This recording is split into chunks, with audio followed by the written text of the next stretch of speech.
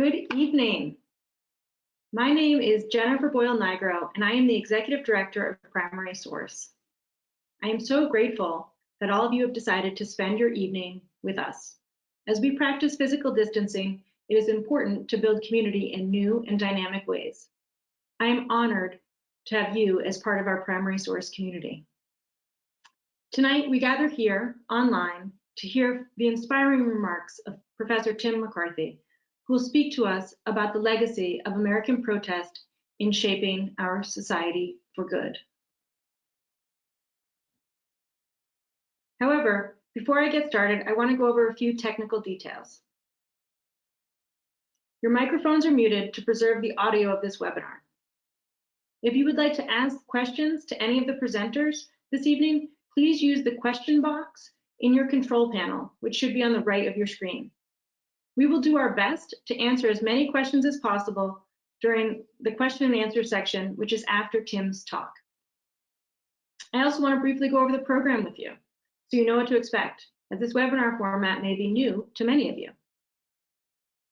I will speak for a few minutes, and I'll be followed by my colleague, Deb Cunningham, who will introduce Tim McCarthy and speak a little bit about what we do. Tim will speak for about 25 minutes and then answer your questions for about 15 minutes or so. Then I'll be back to close out the evening, and we expect to be done between 8 and 8:15. This webinar is being recorded, and we will send out the link to everybody. And we will also make it available on our website and our social media. Feel free to share it with your friends and family, and you can just watch it again and again, because I'm sure it's going to be wonderful. I think you can all agree we are living in exceptional and challenging times, and that was true even before coronavirus. With that in mind, we are incredibly grateful for those who help to sustain our work and participate in our programs. Each spring, we rely on our annual benefit to underwrite our mission. This year, thanks to the generosity of our sponsors and donors, we are able to offer this event in an online format that is free for all. I would like to make particular note of our Global Catalyst sponsors for their generosity. They include Boston Common Asset Management, Cushman & Wakefield, InSource Services, Trillium Asset Management, Rosemary and Bill Pisano, and Ann and John Watt. We have a fantastic group here tonight that includes educators, donors, friends, and family, some who have known us for many years and others who are new to Primary Source. So for those who may be less familiar with us, please permit me to provide a brief introduction to Primary Source.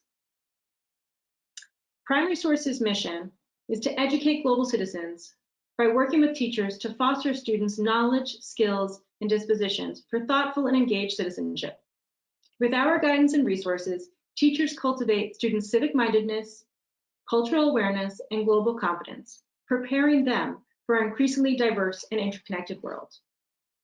Our approach is simple. We believe that cultivating global competence, cultural awareness, and civic engagement are the key purposes of schooling, both for the good of individual students and for the good of our society at large. And teachers are the levers of change in all of this. We invest in teachers to ensure that they are prepared to educate the global citizens we so desperately need.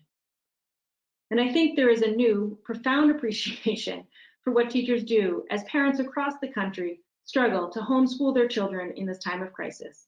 So thank you to all the teachers. We love working with you and hope to spend another 30+ years supporting you.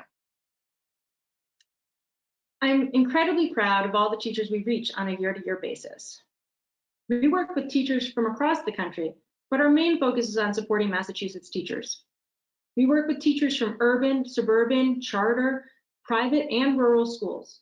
All children deserve high-quality education, and we proudly serve teachers that are from all backgrounds and serve students from all backgrounds and all communities. Each year, over 2,000 teachers participate in our programs and workshops.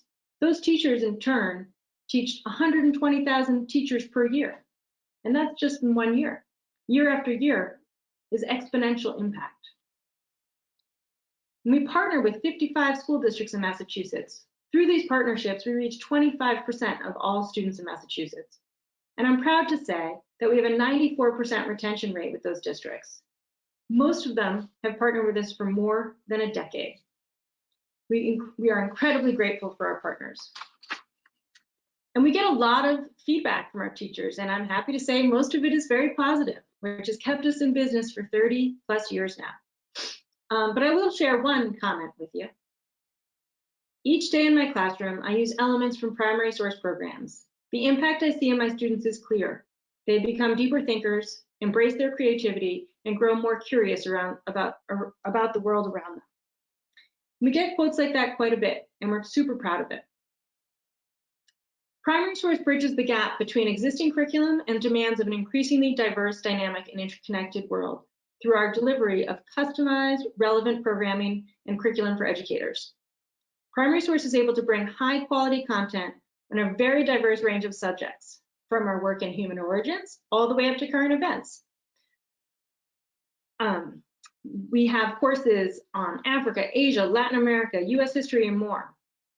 In our incredibly popular cultural competency online courses, we've been at the forefront. We have trained more than 1,500 teachers just in the past few years. And recently, we have been at the forefront of supporting teachers in delivering high-quality civic education. Last year, we launched Democracy Lab, 8th grade civics for the 21st century, a comprehensive program that combines high-quality curriculum with professional development. And this spring, we will launch Cornerstones for Civic Engagement, a series of curriculum and corresponding professional development modules for grades 3 through 5. As civic education is experiencing renewed urgency, we believe that civics must go well beyond facts and founding documents. That is why we work with amazing scholars and civic leaders like Tim McCarthy, who help us elevate what civics looks like in our classrooms. Personally, I have never encountered a more complex time. When my spirits get down, I am buoyed by the generosity and will of everyday Americans. I can't think of a better time to hear from Tim McCarthy as he shares a historical perspective of how positive change is driven by the people and for the people. I am proud that Primary Source helps teachers and their students understand why courageous citizenship is so important and how we can all be courageous citizens. And now, I am honored to introduce to you Dr. Deborah Cunningham, our Senior Program Director. And she will say a few words about why Primary Source matters so much, and will introduce Professor McCarthy. Deb has worked at Primary Source for 17 years and is a true treasure. She leads our program team and leads the creation of all of our professional learning opportunities. She is a former high school teacher of world and US history and has lived in China and England, and of course, here in the United States. Deb has degrees from Yale College and the Harvard Graduate School of Education, and her doctorate is from Oxford University, where she researched what teachers do to cultivate historical empathy in students. She is a true treasure, and it's my honor to have her with you tonight. Deb, I pass the virtual baton to you. All right, I hope everyone can hear me well. Good evening, everyone. I'm so pleased that you're able to join us for our online event this evening with Professor Timothy McCarthy. Tim will be speaking about protest and what the American radical tradition can teach us about courageous citizenship. Before we hear from him, though, I want to take a few moments to acknowledge the ways that teachers build strong and engaged citizens in our classrooms every day, even when those classrooms are virtual and in our living rooms. Teachers are often the first responders to students' questions about the world.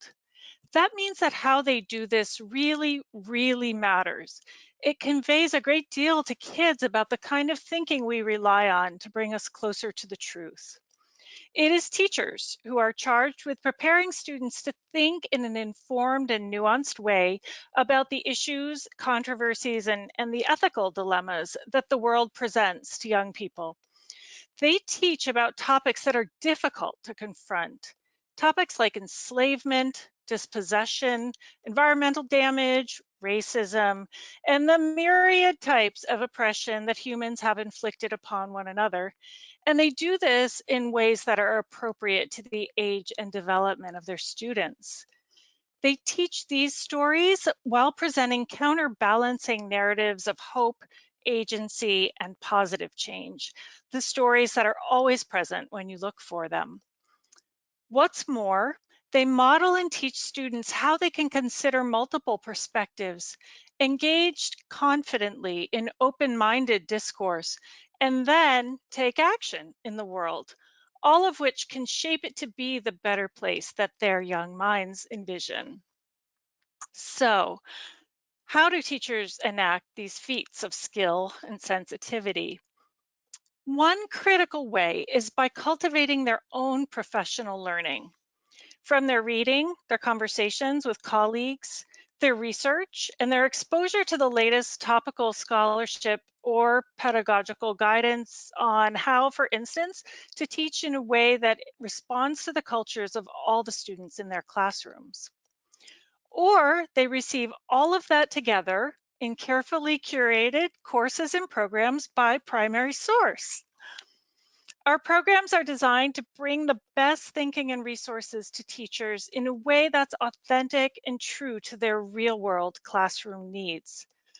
Our goal always is to bolster teachers' capacity to teach accurately and engagingly about the world, even when the content is hard, the resources are lacking, and the political climate unsupportive or inclined toward sharing mostly anodyne stories with children. Teaching in this way is a courageous act because education at its best is a crossroads for different ideas, not all of which are easy or appealing.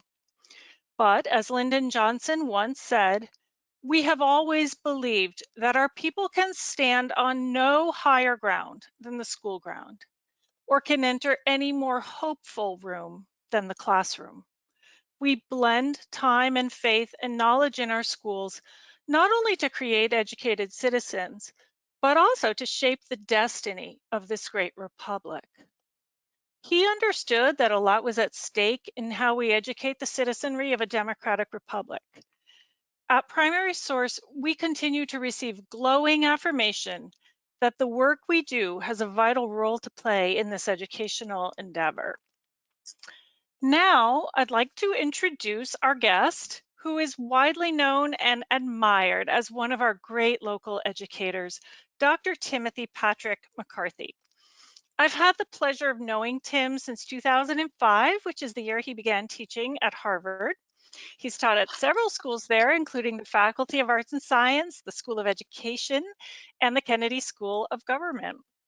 Tim has taught in such diverse contexts, from the Clemente course in Boston to the Clinton School of Public Service at the University of Arkansas, that he has a unique window on the project of education in the US.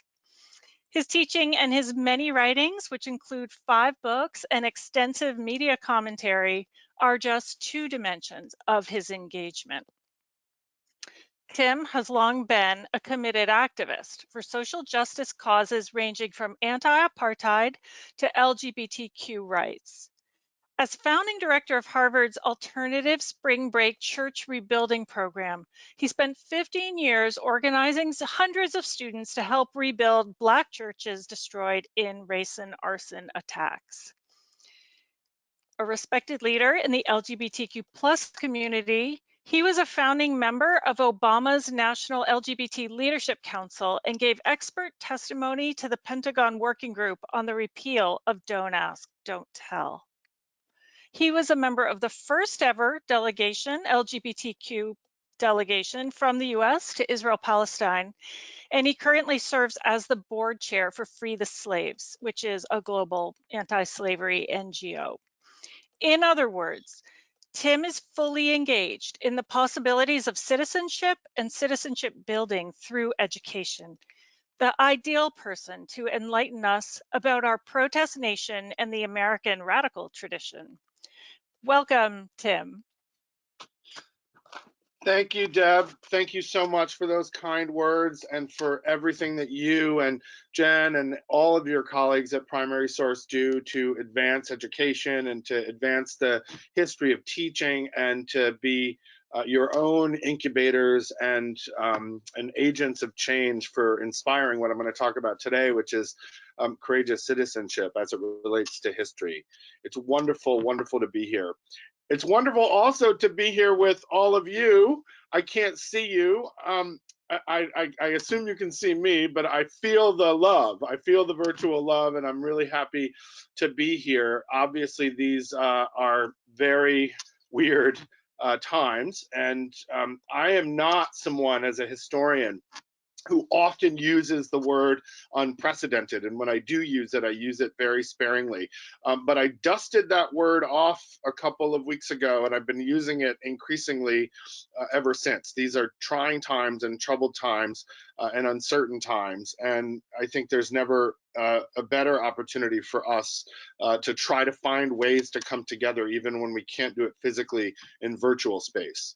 The social is very important. I'll talk more about that later on. There's also, I'm not someone right now who's asking everyone to find an easy silver lining in these difficult times. But I do think that for those of us who do have the privilege to choose to shelter in place, who have shelter, have a place to shelter and can do that, whether working from home or homeschooling children, that we have an opportunity, I think, in addition to staying healthy and staying safe and flattening the curve, we also have opportunities to read, to educate ourselves, to educate others, and to join together in lots of ways, including this one, in virtual space, so that we can try to forge and foment and continue community, even in a time where social distancing and self-isolation is being encouraged by the most powerful and some knowledgeable people in our country. But let me also say this as a segue into what I'm talking about. There have been a lot of commentators who have been very quick to say that COVID-19 and the corona crisis has been the great equalizer, that it's no respecter of race or nation or social class. And yet at the same time, I can't help but think that this crisis that we're experiencing and this virus that threatens so many of us has been the great unequalizer, that it's been something that has illuminated, I think, for so many people, if we're watching carefully and listening intently, the pre-existing inequalities and injustices that exist in any given society, including ours here in the United States. For too many people, this crisis, this moment, this disruptive time is a matter of life and death. And those of us who have the privilege to be in spaces like this, I think, need to remind ourselves of how important it is for us to maintain our courageous citizenship and to continue to speak out and continue to educate ourselves and continue to do the things that we can do to make this union more perfect. My talk tonight is about protest nation, how the American radical tradition can help us teach us something about courageous citizenship. I want to do three things tonight. There'll be three parts to my talk. The first, I want to make the case that America is a protest nation by exploring how America, at its root and core, a radical tradition that's been a feature of democratic life in the United States since its founding. The second thing I want to do in the second part of my talk is to offer some striking examples, just a couple, from the American radical tradition, taken from research and writing and teaching that I've done through primary sources, rooted in primary sources over the last 25 years of my career. And then the third piece I want to address, which is the third part of my talk, is I just want to identify a couple key lessons for us in terms of what I mean by courageous citizenship, the idea of being engaged in civic life and for civil rights in a bold and brave way, one that refuses to accept status quo, that refuses to stand idly by in the face of injustice and inequality, and that seeks to illuminate and inspire how we might act in this time. So let me switch to my first part, a segue into the first part of my talk, which is to make the argument that I've made for many, many years now, that America is a protest nation. You'll see on this first slide that there are images of both the Declaration of Independence and the beginning, the preamble of the United States Constitution. And so I want to start there at the origin story of the nation. Let me read just a bit from the beginning of the Declaration of Independence in 1776. When in the course of human events, it becomes necessary for one people to dissolve the political bands which have connected them with another, and to assume among the powers of the earth the separate and equal station to which the laws of nature and of nature's God entitle them, a decent respect to the opinions of mankind requires that they should declare the causes which impel them to the separation. We hold these truths to be self-evident, that all men are created equal, that they are endowed by their Creator with certain unalienable rights, that among these are life, liberty, and the pursuit of happiness, that to secure these rights, governments are instituted among men, deriving their just powers from the consent of the governed, that whenever any form of government becomes destructive to these ends, it is the right of the people to alter or to abolish it, and to institute new government, laying its foundations on such principles and organizing its powers in such form as to them shall seem most likely to affect their safety and happiness. These two paragraphs, the first two paragraphs of the Declaration of Independence, is where the root of America as a protest tradition emerges. And what do I mean by this when I say that America is a protest nation? I mean quite simply that dissent from the very beginning is the engine and lifeblood of American democracy. If we think about democracy as the expansive and egalitarian guarantee of rights and liberties to all peoples, including the right to self-governance, we need to acknowledge that this aspirational ideal and lived reality, as it were, has been imagined and demanded over time and again, by those who are largely on the outside or on the downside of power, but who have had the courage time and again to hold the nation to account for its failings and shortcomings, its hypocrisies and contradictions. I want to make a point here in my writing and my teaching and my scholarship. I talk a lot about insider politics and outsider politics. I teach a course at Harvard with John Stauffer, one of my colleagues in the English department, and he talks about outsiders as passionate outsiders, activists who live on the margins or on the downside of power and privilege, who have a kind of passion for social justice and social change. And when it comes to social change, I think it's useful for us to think about insider politics and outsider politics, the politics that happens within institutions of power and the politics that happens outside of institutions of power. From the Declaration of Independence to the present day, American politics and culture have been profoundly shaped by outsider politics, small acts of protest that build into mass mobilizations and ultimately result in sustained movement organizing. This kind of dissent has come in a variety of forms. It's been conservative and progressive, it's been sweeping and incremental, it's been violent and also peaceful, individual and collective. The history of American democracy is, as my late mentor Howard Zinn once called it, a people. What I think he means by that is that our common dreams, such as they are, have been forged through uncommon courage, time and again, in the face of great challenge. And there's a relationship, when you think about social change, to moments, things that happen that spark something, to mobilizations where people come together in more collective forms to do something, and then movements which are more sophisticated and sustained forms of that moment of protest and spark of change, and the mobilizations that ultimately lead to these larger, stronger kinds of movements of people.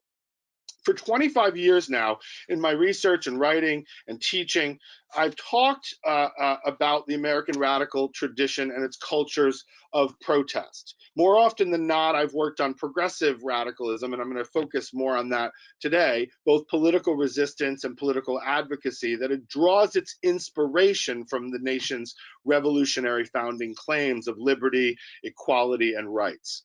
The great abolitionist Frederick Douglass once said of the Declaration of Independence, quote, "The principles contained in the tract are saving principles.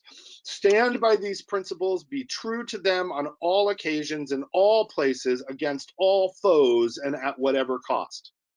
My graduate school mentor, the historian Eric Foner, has written, quote, "The most successful radicals have always spoken the language of American society and appealed to some of its deepest values." Now, I know firsthand over time and in the present day that when you hear the term radical, sometimes we get nervous. That radical often comes with a whole host of negative associations. We can see the recent attacks by President Trump and others on the Republican side of the aisle on Bernie Sanders' socialism, or the Democratic Party's democratic socialism. Certainly the radical left are often called extremists or anti-American in some way. But I want to reframe radical today. The true definition of radical is going to the root of things. And that's why I start my conversations like this with the nation's founding, because it's one good place to think about the roots of American radicalism. In the birth of the nation in 1776, and then in the subsequent decade or so, you see three key lessons that get at what I mean. First, when we think about the Declaration of Independence, we see that this was an attempt, first time in history, for a nation to write itself into existence by articulating in print the grievances of a people, a collective people, and giving political legitimacy to an act of civil disobedience. It's important to think about that. The Declaration of Independence is a document of dissent. It articulates grievances. It enumerates them. It calls for a more collective we in terms of understanding the nation. It rejects monarchy in favor of republicanism and democracy. It articulates the ideas of equality, of rights, pursuits of happiness. As I said, it's a dissent document. It's a break with history. It's a break with a political tradition, a religious tradition, a relationship of dependence, and it beckons at that very uncertain historical inflection point, an uncertain future. It does not map out what the new nation will be. It just says what the new nation is not. And so the Declaration gives us one pillar of this radical tradition. Second, when you view together the Declaration of Independence and the Constitution, we see that one is the yin, the Declaration, to the other is yang, the Constitution.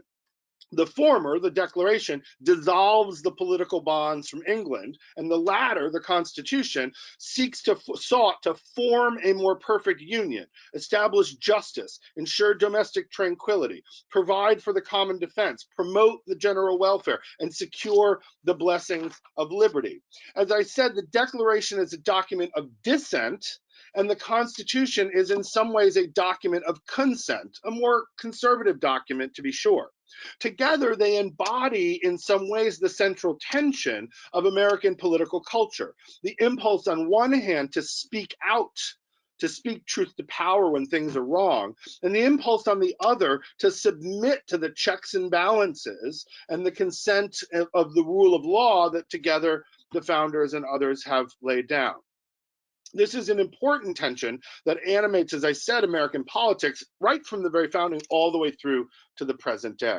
The third pillar, the third piece of the founding is that embedded in the Constitution, as relatively conservative as that document was, is another engine of radicalism, is another engine of resistance, and that's the Bill of Rights, more specifically the First Amendment to the original Constitution. It reads, Congress shall make no law respecting an establishment of religion, or prohibiting the free exercise thereof, or abridging the freedom of speech, or of the press, or of the right of the people to peaceably assemble, and to petition the government for a redress of grievances. Right here at the very start of the amendments are 5 freedoms: freedom of religion, freedom of speech, freedom of press, freedom of assembly, and freedom of petition, without which both the original Constitution and American democracy as it would unfold over time would have perished from the earth long ago. The First Amendment, I want to argue, is perhaps the most radical thing about the original Constitution. And there's an irony in this, because without the First Amendment, without the first 10 amendments, which were collectively referred to as the Bill of Rights, the original Constitution would never have been ratified. And that's an important thing to note. Also important to note is that these documents however important and however foundational at the root of things, they are also deeply imperfect and full of contradictions. The founding was more complicated than either the Declaration or the Constitution articulated. America may be a protest nation from its inception in the ways that I've been describing, but the birth and life of the nation has also been fueled by the settlement and displacement of indigenous peoples from indigenous lands, the slaughter of indigenous peoples, the enslavement and segregation and sexual assault against Black people, and the sustained subjugation of women and workers, of immigrants and queer people, the disabled, and a stunningly diverse group of others. That too is part of our nation's history. And it's also very much at the core, at the root of American radicalism. And this is why in my courses, I always try to include not just the founding documents of the so-called founding fathers, but documents that challenge those documents, that reimagine them, that invoke them to protest against them.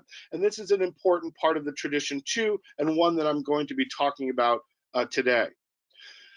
Radicals in their time are often misunderstood. They're often cast to the side. They're often caricatured in some way.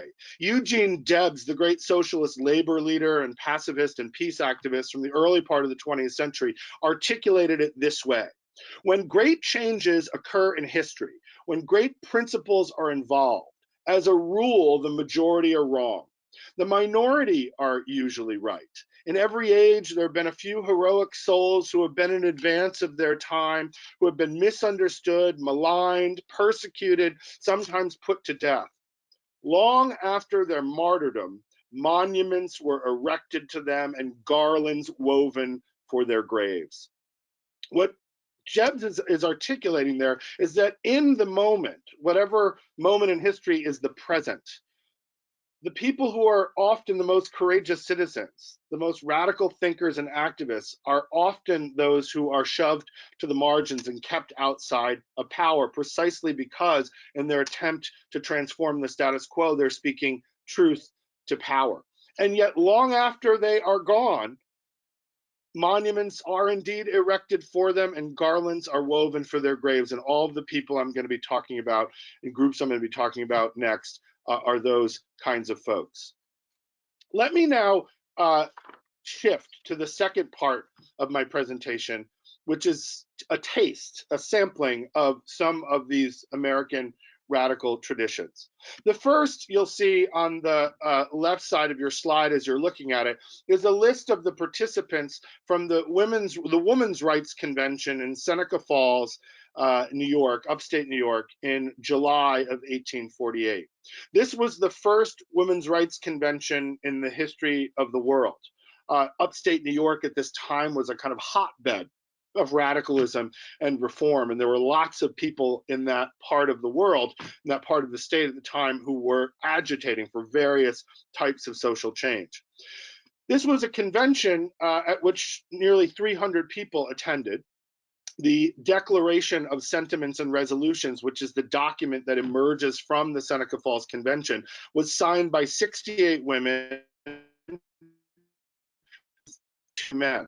There were fully 100 people who signed on to the Declaration of Sentiments and Resolutions, which was their political manifesto that emerged from this convention. Most of the convention goers were women, but there were men there as well, as you can see in that 2/3 women, 1/3 male signatories on the Declaration. The Declaration of Independence was in many ways an inspiration for the Seneca Falls Declaration of Sentiments and Resolutions, which is a document that I teach in all sorts of courses, including my course with John Stauffer on American protest literature.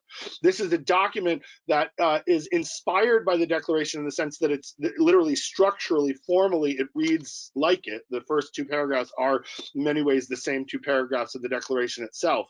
But instead of the he from the Declaration, which refers to the King of England, the he in the Declaration of Sentiments and Resolutions represents the husband, the he of the male oppressor, the sort of he of the patriarchy of American society. And in their list of grievances and in their calls to a new world, they're critiquing and enumerating the grievances of that patriarchal system where women are excluded from employment, women are excluded from owning property, women are excluded from the right to suffrage, the right to divorce, the right to earn money, the right to go to school, all sorts of rights that were denied women at this time. And so what they are doing is they're declaring in a way their independence from men as a way to using the form and language of the Declaration to call attention to the fact that it too was limited, that it only talked about all men are created equal. They talk about all men and women are created equal. And so they're both inspired by the Declaration and they're rewriting it at the same time. And this was a wide-ranging first in the history of the world, and a document and a convention convening in a movement that ultimately would spread and grow in strength and become the backbone of what becomes the suffrage movement first, and then a whole range of other movements involving women's rights, reproductive freedom, the anti-lynching campaign, the ERA later on, and modern feminisms in all of its forms.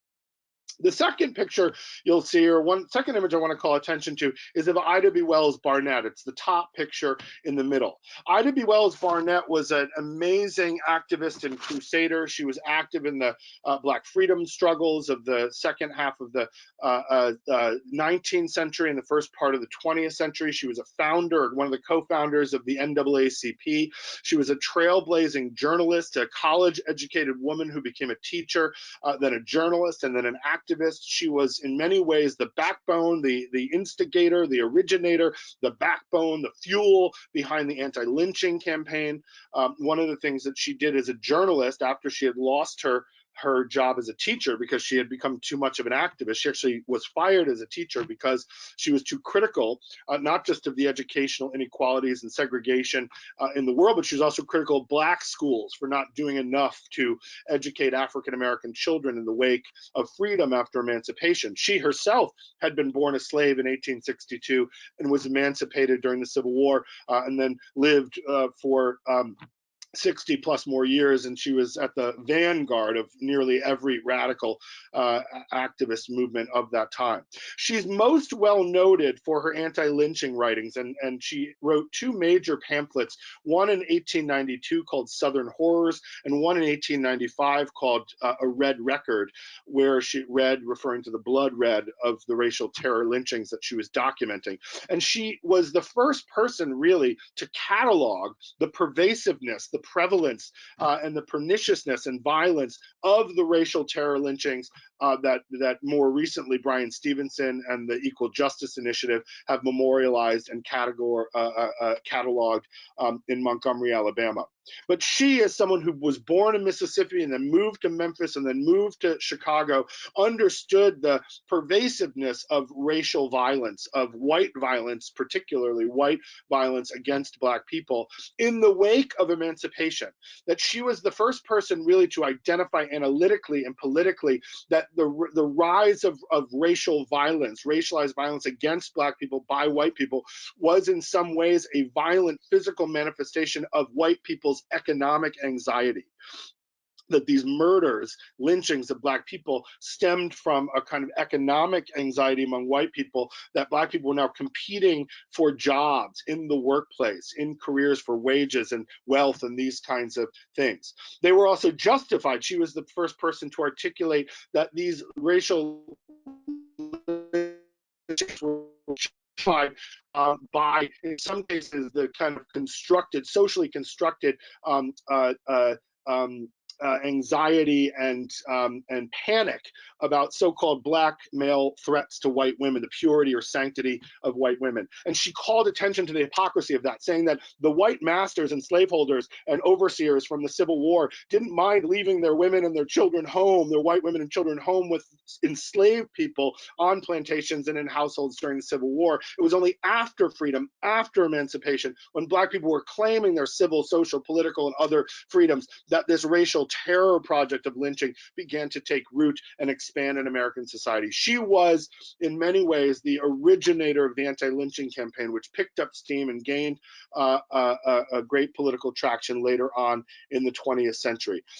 Interestingly, two little tidbits about Ida B. Wells that I wanted to mention because they're relevant here is that her newspaper was burned because she was someone who was active in trying to gather this data and trying to write about it and then publish it in her free press in Memphis. In the height of the lynching crisis between 1880s, 1890s, and then subsequently. And then interestingly, her activist career took off when she lost both of her parents in the yellow fever epidemic in 1878. And that was a period of time where her family was disrupted, where she had to take over some of the caretaking of her siblings. She was one of 5 or 6 children, I believe. But yet she also ramped up her activism in a moment of enormous disruption, enormous anxiety, enormous violence and inequality after another epidemic. I thought that was an interesting tidbit that relates to our present day. The third image you'll see is of Martin Luther King Jr., which is the image right below Ida B. Wells, who is being arrested in April of 1963 in Birmingham during what was called the Birmingham Campaign. King, who was one of the heads of the Southern Christian Leadership Conference at the time, had come to Birmingham from Atlanta, where he was based, to engage in a series of protests and mobilizations and nonviolent civil disobedience actions in order to challenge the ruthless and violent segregation of the city of Birmingham, which was referred to at the time as Bombingham, because speaking of racial terror, violence, Birmingham had experienced the most bomb threats and bombings of Black-owned businesses, most famously the 16th Street Baptist Church and other Black institutions during this period. King was arrested because he was mobilizing these marches, which were getting increasing attention from television news agencies and also national print publications. So this was being broadcast, the sort of reaction of the police and the attack dogs and the water hoses and so forth were being broadcast into living rooms across America. And King understood the power of that visual imagery of representing the protest and the civil disobedience, nonviolent civil disobedience in the face of state violence in the state of Alabama. And he went to jail, and when he was in jail, he constructed what is in many ways one of the most profound and prophetic works of American protest literature, The Letter from Birmingham Jail.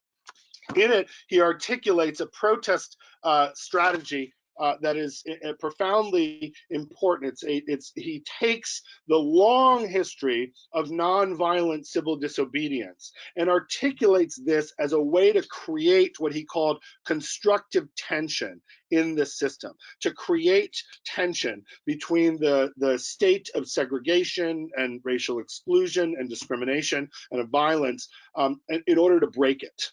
But the nonviolent piece, the remaining nonviolent, was a form of direct action. It was a means of creating constructive tension, and it was a form of direct action. Many people, even to this day, have seen nonviolence as a kind of passive political project. And King articulated this as an activist political project, that the stark differentiation between the violence of the state towards Black people and the nonviolence of Black people and their allies in the face of this violence was exactly what created that tension. The Letter from Birmingham Jail was written at first in the margins of a newspaper that was smuggled into him while he was in jail in Birmingham over Easter weekend. And in that paper, 8 local white clergymen, 7 Christian ministers, and a Jewish rabbi had published a call to unity in which they urged moderation and patience and criticized King and others as outsiders who had come to Alabama to stir up trouble. And these were white moderates. These were religious and faith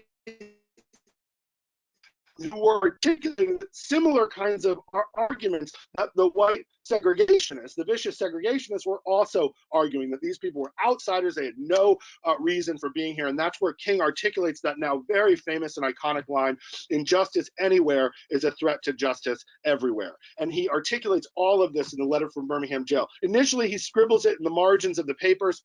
Then one of the Black jail hands, a trustee, as he called it, of the jail, would smuggle in little pieces of paper. So he would write on those pieces of paper. And then ultimately, one of his lawyers gave him a legal pad. And so he was able first to write in the margins and then on these scraps of paper and then construct the letter from Birmingham Joe, which he drew from speeches that he had already given in Black church contexts. He was a minister and a reverend, as well as the work of St. Thomas Aquinas and of Jesus Christ and of Martin Buber and of Paul Tillich and other religious and theological leaders. And he wove it all together in what is really what I think has to be described as one of the masterpieces of American protest literature, one that critiques the white moderate, that rejects the call to wait or to have patience, and that articulates a kind of interdependency of people to non-violently and directly protest unjust laws, whether they're segregation racially or other kinds of laws. And then finally, speaking of civil disobedience, you'll see an image of 4 posters that were produced by an artistic collective called Grand Fury, which was part of a larger group and movement called ACT UP, the AIDS Coalition to Unleash Power, which was founded in the Gay and Lesbian Community Center in New York City in 1987. A speech by Larry Kramer, who had founded the Gay Men's Health Crisis in 1983 in New York as an early response within the LGBT community to the growing AIDS epidemic, which then becomes a pandemic. Both the Gay Men's Health Crisis and ACT UP, and Grand Fury as an artistic piece of ACT UP, which was more of a political research and advocacy radical group.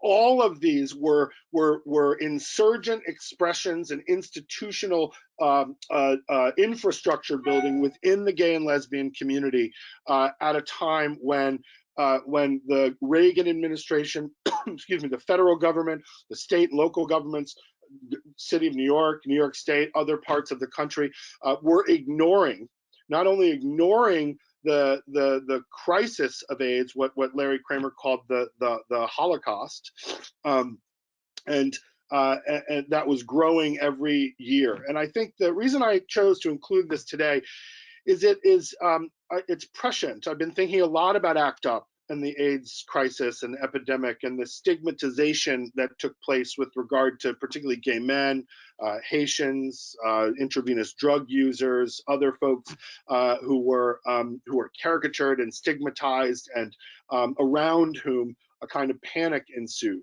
And the AIDS movement, ACT UP and the Gay Men's Health Crisis and Grand Fury and the art of that movement, which was so profound, remind us that so often these radical traditions, this radical movement building that start with acts of protest and that lead to mobilizations and then build to movements, often come from within the most marginalized sectors of our society as well. When Debs talks about people who are maligned and misunderstood and persecuted and put to death, in some ways he was being prophetic in his forecasting of other groups, certainly people who were Black people who were lynched during the time that he was alive, workers and socialists that he was an advocate and a leader for, Black people during the civil rights movement who were subject to racial terror, and AIDS patients and activists and people who were dying and living with the disease and trying to live with the disease. Within the gay and lesbian movement, within this community, all over the country, came the first calls for medical treatment and preventive medicine and government action and all of the things that we see people at the local levels crying for today in the midst of this crisis. I don't want to equate COVID-19 and the coronavirus to the AIDS epidemic and ultimately pandemic, but there are lessons to be learned in the AIDS crisis and from the activism of ACT UP and the art of Grand Fury that I think can help us to understand what we might do in our own communities, our own families chosen and given in our own states and country at this very moment. The last part of my talk today, and this will be fairly quick, is to think about some of the lessons we can learn from this history and these histories for courageous citizenship. We are living right now in a moment where fear is on the rise and anxiety is on the rise, uncertainty is on the rise, anger is on the rise, isolation, social distancing, all of these things that in some ways operate against things like hope things like vision, things like community, things like love, things like justice. That we are living in a perilous time where another virus has taken hold both here and globally. I'm not, I'm struck by the fact that today the United States became the leader in diagnoses of positive tests for COVID-19. So we are now leading the world, not in a way that any of us would want us to lead. And so I think it's important, in light of all of this, to tap deeply into the roots of these lessons from the American radical tradition and to reclaim our role as courageous citizens in a nation that still needs protest and critique and analysis and a vision for a different kind of future. So let me offer a couple of lessons here. One lesson has to do with the relationship between what I call, or borrowing from the great Black lesbian feminist Audre Lorde, the master's tools, versus the kind of creative and constructive tension that's imagined originally from these various movements. When I think about the master's tools, Audre Lorde said the master's tools cannot dismantle the master, will never dismantle the master's house. And what she's talking about there, in a sense, is what the Seneca Falls women were doing, and men were doing, by using the Declaration of Independence as their sort of text for reimagining what a world without patriarchy and sex discrimination would look like. And in some ways, they're using the master's tools of the Declaration in order to create something else and a new vision for society. Ida B. Wells, too, in her own way, was using the master's tools. One of the elements of genius in her writing is that she did research in all of these white newspapers, which would boldly brag about lynchings and barbecues after lynchings, and they would advertise that, you know, there's going to be an opportunity for you to gather in a crowd. It was an opportunity for people to come together. People took pictures of themselves at lynchings in the 19th and 20th centuries, and this is grotesque to our modern imagination in so many ways. And yet what she was doing was going into the white newspapers that were writing about this and mining that data and then publishing it in her pamphlet, in her press, for the world to read. And so she too is using literally the language, the bragging, the data, the timestamp, the photographs of the language of white supremacy as a way to write Black liberation into existence. And then there are other examples, which you see from Birmingham, from Letter from Birmingham Jail and from ACT UP, both the art and the protest of ACT UP. You see creative ways of reimagining, of creating something anew. King and the Civil Rights Movement and their articulation and practice of nonviolent direct action was something that wasn't new in the world, but that they renewed it in a way that made it its own for that modern manifestation of the Black freedom struggle. And certainly the Letter from Birmingham Jail itself was something that was quite new in the world at the time. And then, of course, ACT UP, with its unbelievably radical creative energy, both in terms of the creativity of the art from Grand Fury, which was ubiquitous in places like New York and San Francisco and Chicago and other places across the country and ultimately the world, but their creative protest, putting condoms on Jesse Helms's house, dropping, red paint and spilling, a kind of representation of blood all over the pews in St. Patrick's Cathedral in New York, a very famous action in 1989, which I read about as a high school senior. The creativity and the constructive tension that radicalism took place shows us that there are multiple ways of engaging in this kind of activism, whether you're using the master's tools to dismantle and reimagine, or you're using something new in the world in order to create and construct that tension. And so that's the first lesson. There are many ways to do this. The second lesson is that there are always heroic souls, as Debs called them, individual people like Ida B. Wells, right? Like Martin Luther King, like Larry Kramer, like Elizabeth Cady Stanton and others, who were in many ways ahead of their time and willing to step out on their own in order to be figures, leaders, quo and the systemic injustices and inequality.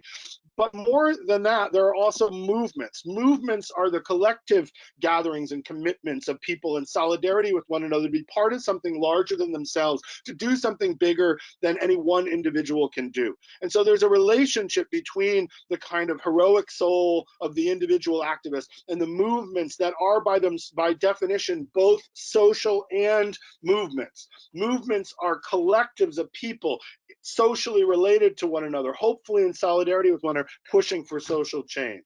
And that relationship between the heroic soul and the social movement, the courageous citizen and courageous citizenship, is important for us to remind ourselves of. Another lesson that I want to bring up is that too often, especially in these kinds of moments of crisis, right, we want to avoid conflict at any cost. We want to make sure that we don't engage in too much conflict, that we come to some kind of consensus, that we build community. And one of the things that this history reminds us is that history is driven by conflicts, not consensus, right? There has never been a point in American history, even the Second Continental Congress that came up with the Declaration of Independence, or the Constitutional Convention that came up with the Constitution, there were lots of conflicts. I've read those minutes and those proceedings. There were lots of conflicts there. And so even when you have something that is unanimous, or a document of consensus like the Seneca Falls Convention Declaration of Sentiments and Resolutions, or the Declaration of Independence, or even the letter from Birmingham Jail, which a lot of people came on board with, these were things that were still full of conflict. And those conflicts can be constructive. That tension can help to dismantle systems of oppression. And so let us not, in these moments of crisis, shy away from the really necessary trouble that John Lewis talks about, and the conflict that can actually be an engine of social change. The next lesson is related to my last lesson, and also I'll put them together. History can be a muse for us in this time. And that's why the work of primary source is so important. Why teaching through primary sources is so important, and why I do it at the root of my teaching are always primary sources. At the root of my historical writing and analysis and thinking and my activism are primary sources. These first-hand texts that go to the root of where things were, that can help to inspire us to think about how we can be more courageous citizens. In moments like this, whenever I'm at sea, or I have doubt, or I'm feeling paralyzed in some way, and all of those things are ongoing, and especially in times like these, quite understandable, I go back to these documents, I go back to these primary sources to help myself. I've reread, it was so wonderful to have this opportunity, because I reread all of these documents in the last couple of days, and they inspired me over and over again. And that's what leads me to my last point, which is a point about teaching, that right now, our students, and I teach in high schools, I teach in college, I teach in graduate school, I've taught in prisons, I teach in a community health center in Dorchester and Codman Square. Right now, I'm gonna help homeschool my 10-year-old niece, Malia. So I do a lot of different kinds of teaching. Jen mentioned that, Deb mentioned that at the very beginning. But one thing that I'm finding is that our students are hungry for examples. They're hungry for precedents from history, for examples to inspire their courage, for examples that can help, precedents that can help to guide them in terms of worst practices, best practices, better practices. None of the people I've talked about or the movements I've discussed today have been perfect. There are deep imperfections and inconsistencies and contradictions and paradoxes, and we can learn that too from the past. It's not just a question of being romantic about the inspiration that all of these people bring us. We can also go to them to learn what mistakes they made, what things they couldn't do, where the limits of their imagination and their activism went, as a way to help us understand how we can do it better, so that history can move on. Our students want us right now to connect the dots. And as much as history can be a muse, history must be connected to the present, so that we can begin to imagine a different kind of future, one that in this moment of crisis from another virus is hard to imagine. And so I always go back to this history as a way to root myself in these traditions and in these examples and in these precedents, so that this unprecedented moment can seem more manageable, and so that we can get back on our feet, and we can begin to open our minds, and we can begin to inspire our own change, even if we're socially distant. And with that, let me close and open it up for questions. Thank you so much, Tim. That was just fabulous. And I appreciate your illuminating, really connecting the dots between our early founding documents and the protests of the 19th, 20th, and 21st centuries. Because that tradition of protest building and learning from prior dissent is so powerful and inspirational, and it crosses time and place, and it's a tool for us. That was a wonderful, wonderful talk. So questions have been building up in the question box as you've been speaking, and please, everyone, feel free to contribute your own questions. If you find the control panel and hit the little questions arrow, you'll see that you can post one and ask it. I'm going to start off with a question about scholarship in K-12 history textbooks, which has examined the ways that radical historical figures like MLK Jr. are often co-opted and integrated into narratives of progress or exceptionalism in US history. So how do we remember the contributions of genuine radicals without their memories being domesticated and put in the service of triumphalist stories? Yeah. Yeah. Well, one of the things that I think is important about the history of radicalism in this country is that it actually guards against that in some ways, or it can help to guard against that. I call this the paradox of progress. That one of the things I just finished a book on the LGBTQ plus movement since Stonewall, and one of the things that one of the central ideas in that book, which actually is drawn from African American history and women's history and other movement histories, or identity-based histories, is this idea that progress is not inevitable. That there's never been a time in the entire history of the country, whether you're talking about workers or women or immigrants or African Americans or queer people or any other group, where the powers that be have woken up in the morning and said, you know what, I'm going to give them voting rights. I'm going to, it's time for some equality for those people, right? That all of those things, right? Equality, freedom, rights, all those things have had to be fought for. And as a result, they've had to be fought against something or someone or some group of people in order to get that, right? That's where the conflict comes in that I was talking about. And so freedom and rights and equality progress is never inevitable, and it's never irreversible, right? Once it's won doesn't mean that it's over. And so the fight needs to continue. And you see this over and over again, the fall of Reconstruction with African Americans. You see this with the winning of marriage equality with LGBTQ folks, the sort of the quick rise of arguments about religious liberty in order to cut back on that. You see assaults on reproductive rights and women's bodily autonomy, abortion, et cetera. So it's important for us to think about the paradox of progress, so that we have very square understanding, very, very strong understanding that progress is, none of these things are inevitable. You have to fight for them, and that they can always be reacted to and rolled back. So that's the first thing. The other thing about the domestication of these radicals, this is one of the things that I think happens sometimes. After people die, they become much more attractive. Right, and King is a perfect example of this, right? The way that King is sort of widely embraced, and he's frozen on the steps of the March on Washington and talking about "I have a dream," But what people forget is that was a March on Washington for jobs and freedom. He was assassinated 5 years later. There was a reason why he got assassinated and was shot. He was subjected to violence and imprisonment and all sorts of things his whole life. I've been to the home that he and Coretta Scott King and their young children lived in Montgomery, Alabama, and there's a dent on the porch that you can step over, going into the home where their home had been bombed.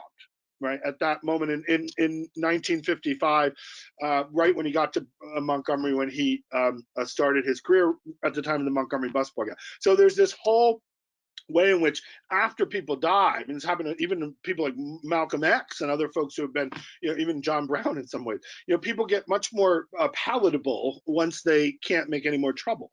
And so we have to resist that too. And we have to resist both the romanticization that would kind of take the radicalism out of King, and we have to resist the romanticization of King as a perfect person. Mhm.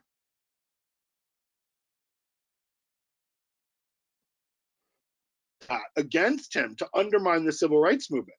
We know that these folks are imperfect figures. John Brown, who I consider to be a quite important figure, John Stuffer has written about him widely. I have too. You know, he was a terrible father. He was useless at money managing. He was a very violent man who sometimes was not discriminating in the way that he was violent. So there are all sorts of ways in which we have to honor, in some ways, the imperfections and the contradictions, but also insist on retaining the radicalism so that both the perfection that is part of that romanticizing and the inconsistency and radicalism, I think, all needs to be preserved. We have to be both and appreciate the way that all human beings and all things that human beings create, whether they're political institutions or social movements, are always going to contain multitudes and contradictions, as Walt Whitman so gloriously said. Beautiful. Thank you, Tim. The next question is, the problem we have in this country today is that social studies is being marginalized or ignored in many states. So as a result, many teachers don't even try to teach for courageous citizenship. How do we create a movement to make teaching in this way important in this country? Yeah. Oh boy, that's a $1 billion question. You know, it's interesting because I am a teacher. Obviously, I spent my whole career teaching in various contexts. My husband is a teacher. He's been a social studies teacher. He's a huge advocate for civics and civic education and student government and these kinds of things. He's constantly hammering away at that. My parents were both teachers. My father was a social studies teacher in high school. So my grandmother was a teacher. I mean, like this is all like my whole family, right? I'm the least of them, and so this is like, we have to make a forceful case for this, not just social studies education, but more broadly, you know, civic engagement, civics education, government, politics, policy making, these kinds of things that are all in my mind of a piece with the history that I've been talking about and the culture and so forth that I've been talking about. So we have to keep hammering away at that. One of the things that just personally that is important to me, and I know I have many colleagues here and elsewhere in the country who teach at universities who are trying to do as much work as we can with high school and middle school teachers. That's one of the reasons I'm so happy to be connected with you all, so that we can be advocates, so we can use whatever perch and platform and privilege and power maybe that we have to advocate for all of us in this. So that I think it's very important. One of the things that I very much cherish about my own training to become a historian is that all of my teachers in graduate school and undergraduate were people who worked regularly and deeply with teachers who taught at the secondary and primary school level. And so I think we need more solidarity between different types of teachers in different types of educational institutions so that we can come together more forcefully from a policy standpoint. The other thing I'll say is that, and I know this from my own undergraduates and graduate students, but I know it from my niece. She's 10, she's in 5th grade. When I say to her, okay, we're gonna study like this topic, and it could be like government, you know, or like women, or, you know, Black people, right? She's an African-American girl. And I say, let's do African-American history today, right? Or let's do women's history, or let's talk about government and politics. And I say, but you're gonna have to, you tell me what you wanna study. She tells me, and it's always about people who have changed society. Like, she's always like, I want to know more about this, I want to know more about that. And it's always about social movements, it's about Black women who she's like heard about or found in Google. And I think if we are co-collaborators, and I know this is like utopian and idealistic, and we have standards and tests and, you know, constraints. I understand, I do understand that. But to the extent that within whatever constraints we're operating within, whether they're testing constraints or standards constraints or curricular constraints or institutional constraints, or lack of courage or vision, if we give our students opportunities to select and to build into the curriculum and their learning and our teaching their interests, I think they're going to show us the way. And then it's hard to reject that. right? If we're educators and schools exist to like educate, enlighten kids and open doors to the community, and the kids themselves are saying, look, this is what we want. I teach a course at the Kennedy School called Queer Nation, which is a course on LGBTQ history, politics, protest, and policy. That course came about because the students said, this isn't in the curriculum. And we want Professor McCarthy to develop a new course on this. And it took 10 years, but we got it passed. And now it exists in the curriculum and they all take it. Right, so it's there now. So some of this is long-term stuff, some of this is short-term stuff, some of it's just one-on-one stuff with teacher and student, some of it's more structural, systemic, and macro. But I think on all of these levels, we have to do this. Let the kids lead, and then let us build deeper ties of solidarity and intellectual infrastructure creation amongst ourselves. Terrific. Great, Tim, thank you. I'm going to combine two questions just because time is getting short.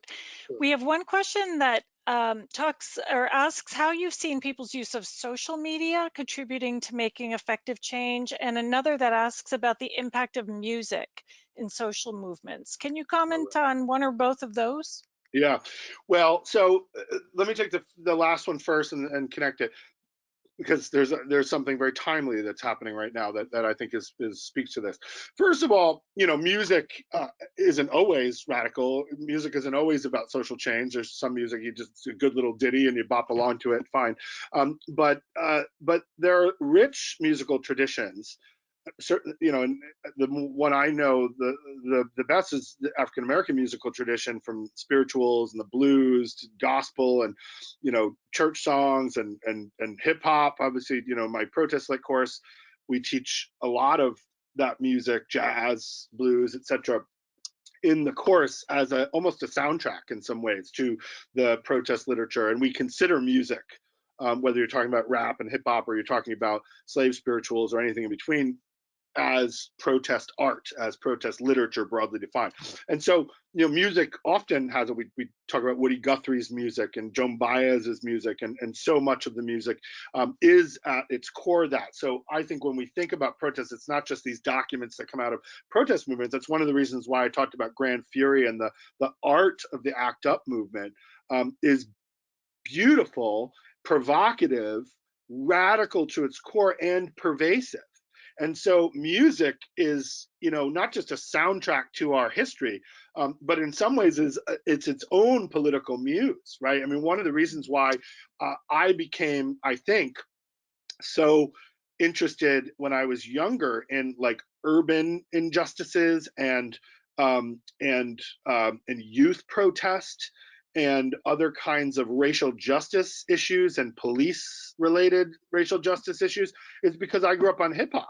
Right, I grew up in an interracial community and group of friends in Albany, New York, and we've got mixtapes from the city, and we would listen to them on our boom boxes all the time and make mixtapes. And I grew up on that. I don't think there's any coincidence that the first thing I did when I went to college was go to anti-apartheid rallies as like a big old white kid, right? That commitment to racial justice for me, which has been long-standing, long before I ever came out and became an LGBTQ activist, I was a racial justice person and a white ally in that work. And that, in some ways, was deeply rooted in the music of my upbringing, not just hip hop, but the, you know, Motown and gospel and other kinds of things that I heard at home, thank God. And then connecting it to social media. We've seen this happening right now, like the dance party that D Nice had the other day, right? These concerts that, you know, Erykah Badu and John Legend and all of these folks are having right now online, that literally hundreds of thousands of people are going to at any given time. I missed the first D Nice concert. I felt like I missed a cultural moment that I'm never going to be able to get back. But the last Saturday is like unbelievable. Everyone I know was up till 4 o'clock in the morning, like dancing. And, you know, we can't do this all together, but then just anecdotally, the number of people who articulated on Twitter, Facebook, Instagram, and elsewhere, the joy and the relief and the kind of community and the love that they experienced together apart was profound. And, you know, we've seen other ways in which social media, like the Black Lives Matter movement began as a hashtag after the murder of Trayvon Martin. that then became a social media phenomenon, that then became a mass mobilization, that then became a movement that has had a powerful impact on our politics, not just racial politics of incarceration and policing and redlining and eviction and all these other things, but a powerful policy impact on the way that we talk about these things, the way that we are now acknowledging that there's a tradition of white supremacy in this country. Just like there's a radical tradition, there's a racist tradition. And so thinking about that, and social media has a power, particularly now. I am very interested to see how this is one example, right? I mean, this is not the most radical thing in the whole world, but like this is a word, like 100 of us are online right now. How many of us are online right now? Like having this kind of moment where we're considering these things. And I think that social media, like music, because they're so ubiquitous and because there's a lower threshold to entry, not necessarily creating the art, but listening to it and interpreting it and being moved by it. And in social media, we are producers and consumers and circulators at any moment. And I think that social media has, I'm not a technological determinist, but I do believe that social media can function to create the social and the movement that's so important for social movements. The problem, of course, and I'll stop with this, is the virtual nature of it. That so often the power of social movements, right? When you're talking about the Seneca Falls Convention, all those women got together in the same place at the same time for 2 days to do that work. You're talking about the anti-lynching campaign. It grew because there were people who came together to make that a political priority. The Birmingham campaign, were thousands and thousands and thousands of people engaged in protests and resistance to the protests. And then ACT UP, they met for the first time in the Gay and Lesbian Community Resources Center in New York, and then they built institutions and did that work. So not everything we do in protest and radicalism has to be in person, but the in-person part is really important, and it has been really important. So, but that virtual stuff, whether you're talking about the circulation of a petition, a declaration, a pamphlet, a letter, a poster, or the kinds of work we can do here, organizing work and intellectual and political work we can do here, I think that there is an opportunity now. My colleague Jackie Baba talks about how crisis in Chinese is constituted by two characters. One character is danger, and the other character is opportunity. So crisis is both danger and opportunity. And so that has given me some life, particularly that it's Chinese characters yoked together to form a word that gives us both a reason to be concerned and a reason to hope and work for a better future. Thank you, Tim. I remember that very word from Chinese, from my studies of Chinese years ago, and it just stuck with me all this time because it's such an amazing juxtaposition. It is. And I hope Well, we can all take this. That's the both and. That's the containing multitudes. And Yeah. we need to develop a both and approach to the world right now. We cannot fall into despair and fear and anxiety and reside there. We have to figure out ways to have hope and to come together and build community, to love each other, to fight for justice. And maybe that's going to be virtual right now, but it's not going to be virtual forever. Let's take this dangerous opportunity and use it. Thank you. Jen? Jen, your sound. I was on mute, technical challenge. Thank you so much, Tim. Thank you so much, Deb. I appreciate you facilitating that question and answer session. Tim, that was a remarkable presentation. And one of the reasons we originally invited Tim is he is such a gregarious speaker and gets his point across so well. And I was sad that we had to move this to online because I was like, is this going to take away some of the amazing essence of Tim? And I don't think we have. I think you still brought it. I think you still were able to shine through your passion and your intellect. And so we are so grateful for sharing that with us, but also for the work that you do and the fights you fight and lead and all the people you inspire and bring with you. And you are a defining example of a courageous citizen. And we are so grateful to have you as part of our community. And then I want to thank all of you for joining tonight. As many of you know, this was supposed to be a cocktail party reception. And traditionally at this point in the evening, we would close out our event with a fund and need auction, where we would use a combination of wit, charm, and mission-driven anecdotes to inspire you to make donations. But tonight, we're just going to leave it here and invite you to make a donation if you can. Any amount helps sustain our important work, and as we navigate through these complex times, with your generosity, we will continue to serve as a foundation for teachers and their students. And before I bid a close, I would like to give a special shout out to Judy Katz and Christine Gonzalez on my team for organizing both the original event and then seamlessly transitioning into our virtual benefit. So they had to kind of learn a lot of skills, and our whole team is always so supportive. But thank you all for coming. Thank you all for being here and being part of our community. This has been a wonderful evening, and I hope you will be well. Thank you to all, again, to our donors, our sponsors, our friends, the teachers. Be safe and be well and be a courageous citizen. Don't let this crisis be the negative. Take the opportunity and move forward. We will move forward together. Have a great evening. Thank you very much. Good night.